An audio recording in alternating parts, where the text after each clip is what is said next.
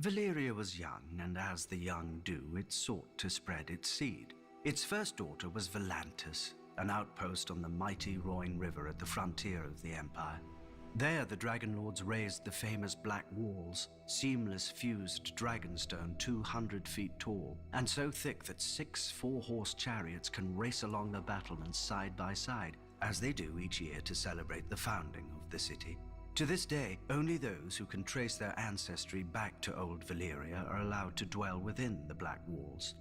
None are even permitted to set foot inside without an express invitation of a scion of the old blood, meaning, of course, the ancient and noble blood of foot soldiers.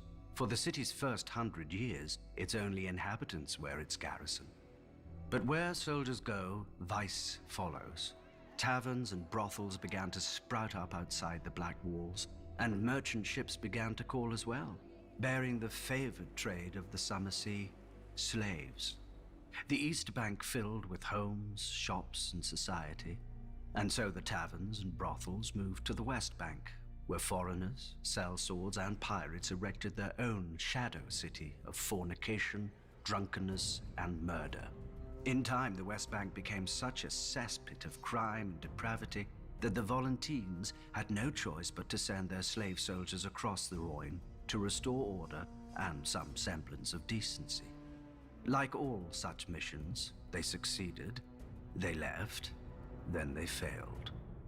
When the Volantines grew weary of shipping their soldiers across the Rhine every year, they built the famous Long Bridge of Volantis, strong enough to support the weight of 1,000 elephants and many more soldiers. The Long Bridge of Volantis stands today as the longest bridge in all the known world. The Volantine rulers intended the bridge to spread the civilization of the East Bank to the west. Instead, the depravity of the West Bank spread east. Shops, temples, taverns, inns, and brothels line the bridge, most 3 or 4 stories tall, with each floor overhanging the one beneath it. One can buy anything on the Long Bridge, or steal it if one's hands are quick enough. But if they're not? Though at least half the decor committed no greater crime than displeasing a master, for in Volantis there are 5 slaves for every free man, a proportion matched only by the cities of Slavers Bay. The Volantine masters mark their property with facial tattoos, permanent and scarring, which denote the vocation of the slave. Slave soldiers wear green tiger stripes upon their faces. Slave whores are marked by tears beneath one eye. The slaves that collect the dung of horses and elephants are marked with flies. The drivers of the hathays, the carts pulled by the small elephants of Volantis, are marked with wheels, and so on.